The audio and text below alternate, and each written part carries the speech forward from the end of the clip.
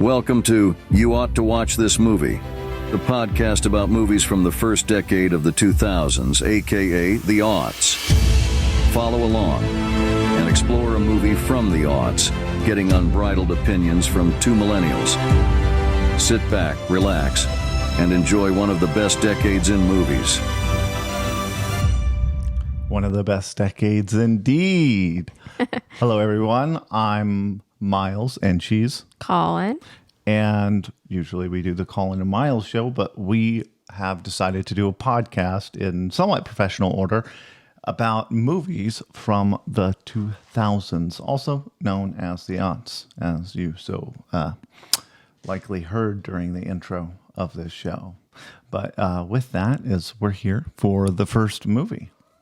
Yes, and we are going to try to watch the movies in the order, like in the order that they were released to theaters. Chronologically. Yes, chronologically.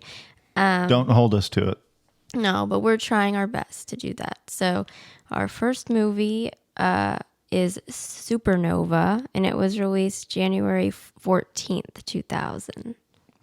Yes, and it did not star Jensen Ackles as much as my eyes want to believe. That wasn't your eye. Those weren't your eyes. You opened my eyes. For reference, the main character, who was played by James Spader, is a younger James Spader, not like Robert California that you see in The Office, or Bob Kanakis as he is in the final episode of The Office, or The Blacklist. But he looks like Jensen Ackles, who plays Dean from Supernatural. And Yes. It is very eerie. It was. And so besides James Spader, this also stars Peter Facinelli and who we know from Twilight as Carlisle.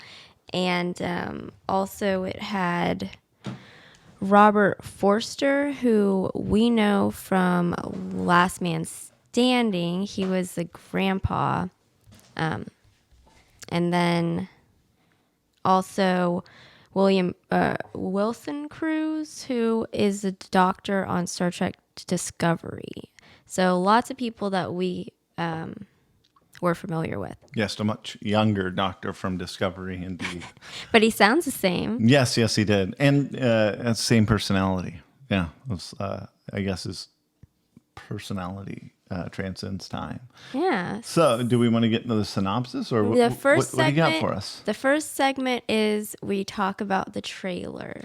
Yes. For every movie, we're going to watch the trailer and then put down our initial thoughts, impressions. Oh, right. First impression. Do you want to go first? You can go first. Oh, okay. I just thought ladies first, But I've been talking a while, so. Oh, okay. Well, so Colin had me use this notebook so I could write down things and, like actual writing instead of typing in your phone. So my overall thought after seeing the trailer, and now my overall thought now that I'm looking at my notes, is I left the second H out of thought. Notwithstanding the improper spelling, my overall thought is this was a movie at the end of the era where they were not at all concerned with scientific accuracy, but instead focused on entertainment value and sex appeal.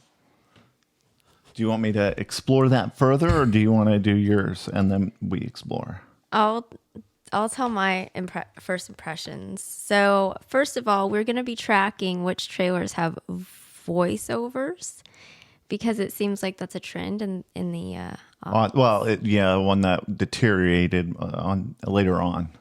We'll see, because we've seen some from the late aughts too that still have that. Yeah. So this had a voiceover, and then also it had I was trying to track if it had like current songs in the trailer, but this one did not really have like really current songs, so I guess we don't need to talk about that. But My first impression was this isn't a movie that I would watch based on the trailer, but I wanted to see James Spader and Peter Facinelli like in it. Because of her Office and Twilight obsession. Well, I'm not In no obsessed with The particular Office, order. but I mean, they looked so much younger, and I was like, okay, I want to see it because I want to see them. And then also, I thought it seemed campy from the trailer.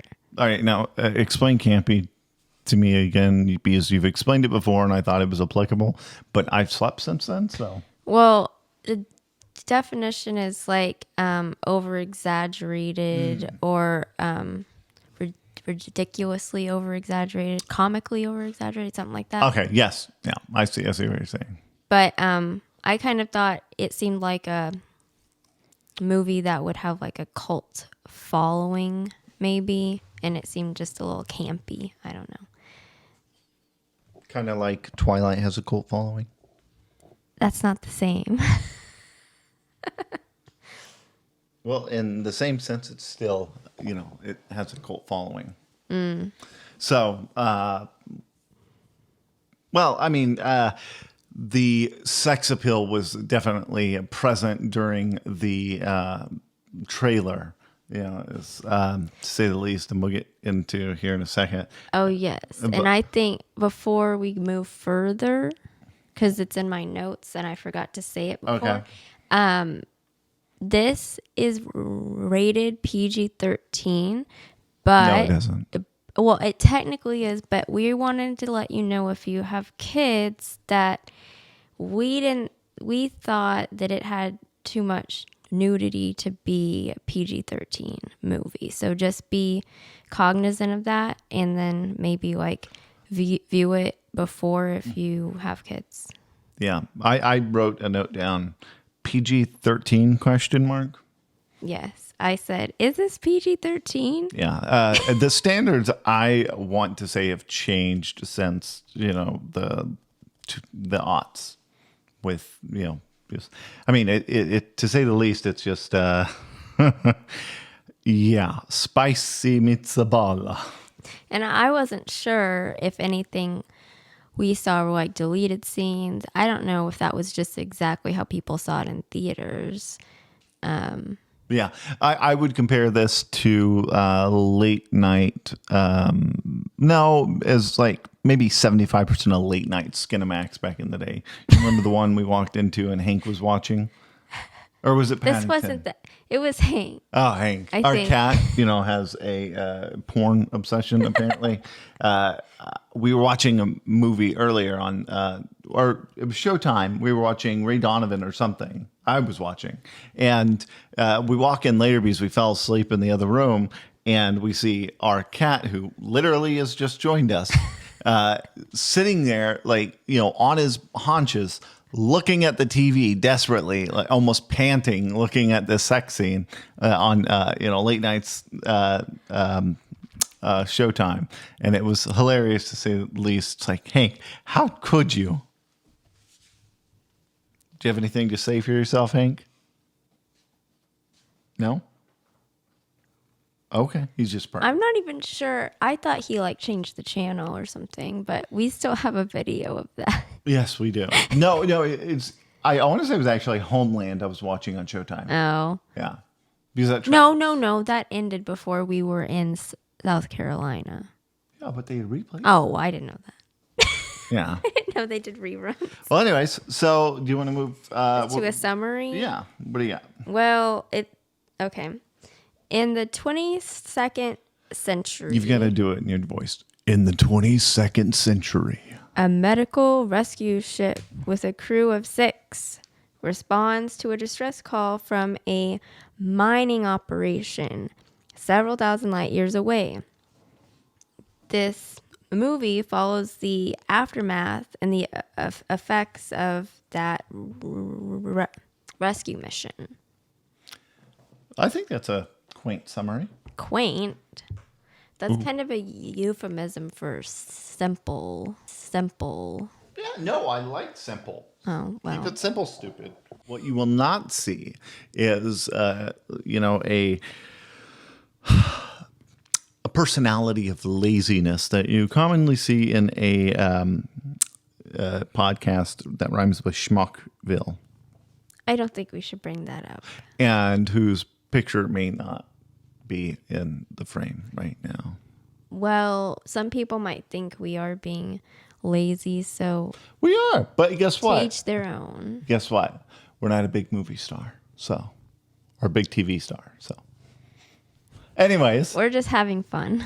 yeah, having fun. That's the key ingredient to any good recipe. All right. So, what I've had Colin map out our journey here today. So, Yeah. after the summary, what would you say our next thing to tackle is? Well, I guess our comments, unless we're going to give them a play-by-play, which I'm not sure we're going to do that. Well, Oh, and I was also supposed to tell you. See, this we're learning, but it's in my notes to start by. I'm supposed to tell you, if you haven't seen the movie, to pause the podcast and watch the movie and then come back, because we are probably going to give spoilers away. there's a 100% chance there will be spoilers. We haven't yet, but we now's will. a good time to pause it. And so- go watch Supernova. Yes. So you can't be mad at us. And for those of you who are still with us who don't care, it's all right. It's not going to ruin your life if you get spoiled on this movie. So I wanted to address my overall thought. Again, I missed the second H in the word thought, but my notes still stand true. It's given that this was at the end of a movie era that I believe threw caution to the wind whenever it came to scientific accuracy, and they were moving into the realm of, let's try to be somewhat scientifically real. They did a decent job at having you suspend disbelief and not questioning the science behind it. Because like Colin and I are Star Trek individuals, and it's like AKA Trekkies. yeah, Trekkies. And like I question everything, especially whenever there's continuity errors.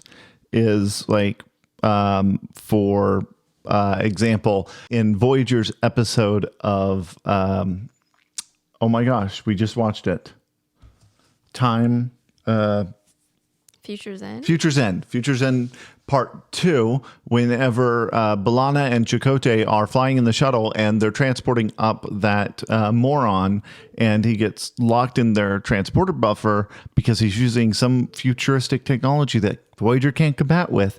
And Voyager's like, I know, we'll transport the transport buffer and leave Chakotay and B'Elanna to crash, instead of just beaming the entire shuttle to the cargo hold. I don't know. Seems like a stupid decision on my part. Probably why Ensign Harry Kim is still Ensign Harry Kim. But nonetheless, the ability to suspend disbelief on scientific accuracy was good. And ultimately, I think with the pivotal movie arc of it all, and spoiler alert, the whole ninth dimension being held within a third dimension capsule, and then exploding, and then 51 years later going to reach the Earth, is okay. I can suspend disbelief, because what do I know about the ninth dimension and how it interacts with the third dimension? Yeah. Well, I think my first comment is I did not appreciate the nudity. Yeah, it was kind of like up frontal. And it was like unnecessary. Yes, it was unnecessary. And I just didn't, from the trailer, I was not anticipating it. And so I was just like, I didn't appreciate it. Well, the trailer did have, like some spicy, ness to it. Yes, but but I you did figured- not expect, it's like, oh, okay, yeah, okay, cool. It's like you see locker room scenes where they're taking off their clothes and you don't, expect anything. But, oh, no, this isn't just a locker room scene. They're getting it on. Well, and also it's like, oh, they have to get into these pods and let's just take all of our clothes off in front of everyone. And it's just like, yeah. Well, I think that has to do with a trans-dimensional drive. I know, but honestly, they could have had like little areas around the pods for privacy. It's like you're trying to make sense of it, which I love, but and they did need to show us, like the movie could have just shown from like the neck down. yeah. Well, and it's like in in real life versus movies, that sheets are never like pulled up over you, but nonetheless they still make it a point in movies to have the sheet up. And I know at this time in the aughts, TV was not doing this. Smallville was not doing this. They had Kara, from the neck up. Yeah. Anyway, we digress. I digress. But anyway, that was my first comment. But also, I cannot reconcile James Spader in this movie to how he looked on The Office. And I just can't. I mean, I know it's the same person. His voice sounds the same, but like he looks so different. And if this had been my first encounter with him, I wouldn't like hate him so much. Well, I think now you can have a different appreciation for him because in the 90s, James Spader was great. Well, even in the 2000s, I am very likable to Robert California's character on The Office. But him in Blacklist. I also feel like if he was in Boston Legal, which he was, why am I saying that? I feel like he in Boston Legal, was fantastic. Him and William Shatner, they were fantastic. When was that? Boston Legal, early 2000s. Oh, did he look the same as in the movie? He started getting fatter. That's rude. It's accurate. I know, but I wasn't going to say he's out of shape, but it's like we grow into how we look later on in life. But you don't need to. Okay. Well, like we're not vampires, especially. okay? We're not especially. Edward and Bella, okay? Well, regardless, I wasn't going to say it. I was trying to be nice. Well, and you will get a lot of that from Colin, where I just, have word throw up from my thoughts. Miles already said that he looks like Jensen Ackles, but that's only because I said that when we were watching the movie. And then I guess you can talk now. I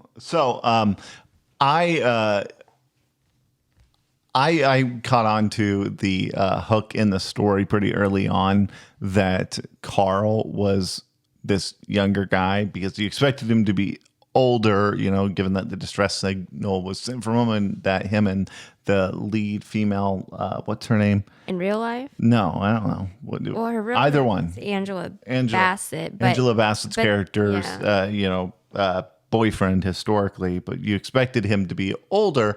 But then, whenever it was pretty early on that I started like, oh, this guy's a little weird. And not just because, he plays a vampire in a decade from then, but... 8 years. 8 years, yeah. Oh, her name is Kayla, I think. Kayla. Yeah, I thought that it was like K something. So one really thing that I just could suspend disbelief was something simple. Like, you expect me to believe that you have trans-dimensional travel, that you're out in the middle of this, you have artificial gravity, that you go into these no gravity pods and get giddy with it, but you still keep medical documents handwritten on paper. I'm sorry, what? I didn't even notice that. That just irritated the crap out of me. She's sitting there with I'm just going to write this down, is we've got all this technology around us, but medical documentation has to be paper. And, Oh, and speaking of the trans-dimensional drive, is the two things that I, wrote down. Dimension jump, which I addressed earlier. They do a good job, in suspending disbelief for that, because how am I supposed to know how it works? It's theoretical. And then I wrote whitey tidies, comma boobies ? What? We already talked about that. I know that, but I'm just revisiting, because although the nudity happens earlier on, it continually happens, and you're just like, why? I know. I didn't like it. Yeah. So, anyway, what else we got? Well, at first I was kind of thinking, I was just like disappointed, but then as we got towards I guess maybe the last third of the movie, I thought I was into it. I was invested in how it ended.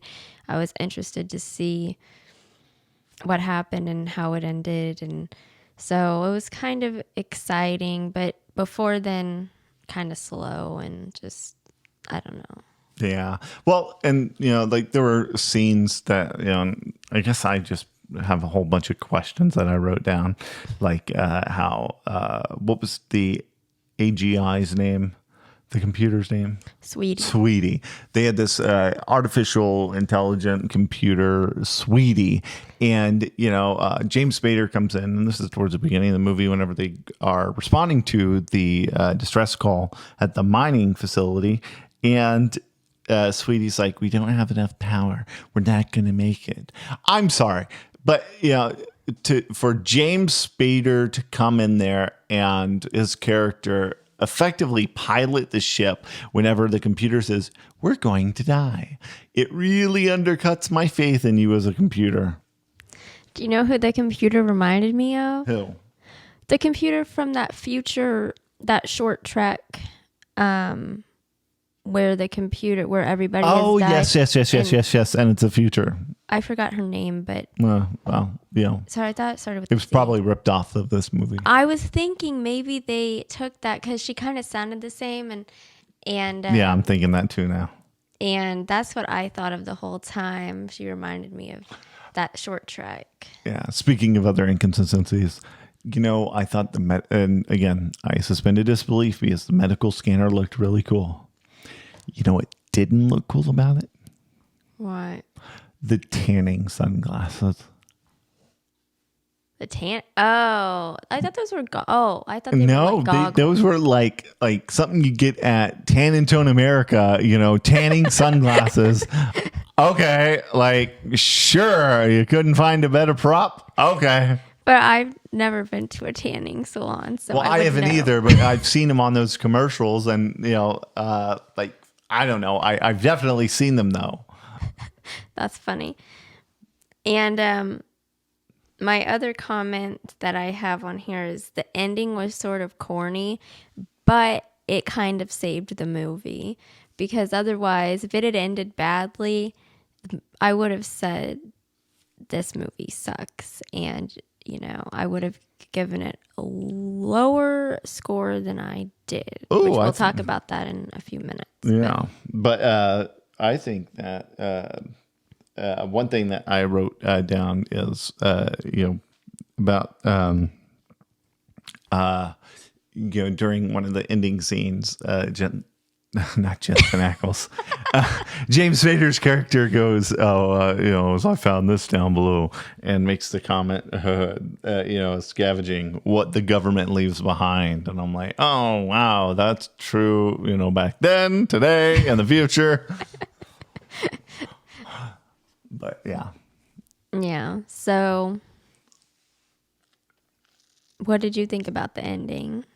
I was happy with the ending. I mean, it doesn't question the fact that, in 51 years, that explosion's going to reach Earth, but I think it leaves it open. I like the idea that it was a possibility. Oh, okay. That it would destroy Earth, or it would make humankind better. Yes. But also, I thought that it was a solar system destroying device. I seem to remember that, but it doesn't matter. But I like the ending because it established, that it opened up the possibility, like maybe there will be a follow-up movie, of like, more saving minors and some, I don't know. Well, apparently the ending was supposed to be darker, and they filmed multiple endings. Really? Oh, I've got to look those up. Yeah, but I'm glad they chose this because the movie was so like just ugh for the most part, and the ending was kind of sweet, so it saved it. Yeah, it was decent. So I want to know what you rated it. So we will be rating them with a grade and a percent within the grade. So I gave it a D. I gave it a 65%. Okay. You go now.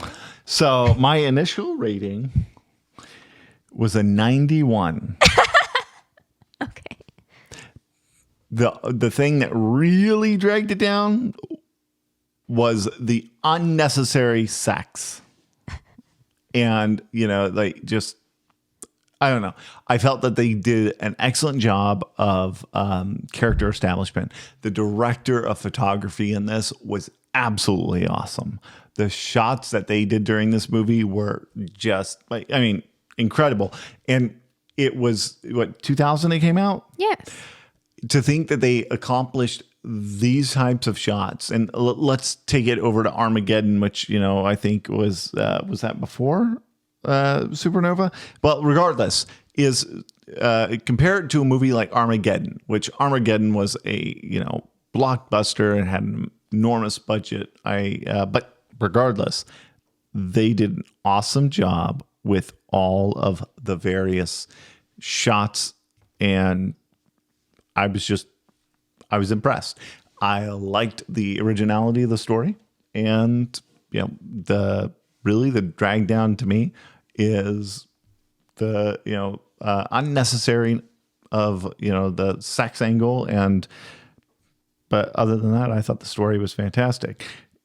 Note that while this gets an A, it is a low A. So Armageddon was 1998. So they were probably working off the backdrop of Armageddon because, just the shots that they got in here were incredible. All right, well, I had okay hopes from the trailer, and then I was let down, and I don't know. I guess because we do watch Star Trek, I was thinking these people were not professional. Yeah. I don't care if they get the job done. They were not professional, and I just thought, It's not something I would probably rewatch. Yeah. Well, I'd say my initial grade was a 91. Mm-hmm. Is now that I've had it time to sink, I think it gets a drop about 5 to 7 points, so 85. Okay. Yeah. So I enjoyed it. But anyways, if you want to watch it, it is available on Pluto, which is a free streaming app. And it has ads, but they're not really that intrusive. So if you don't want to rent it or purchase it, then that's a free option. Yeah. But other than that, we're going to continue making these podcasts, and let us know if there's a movie you want to see or us to watch and review. Yeah. Let us know what you think if you watch the movie. Well, we'll see you. Hey, bye. Thanks for listening to You Ought to Watch This Movie, a podcast about movies from the first decade of the 2000s, aka the aughts. Be sure to subscribe for new episodes covering movies you ought to watch. We'll see you next time.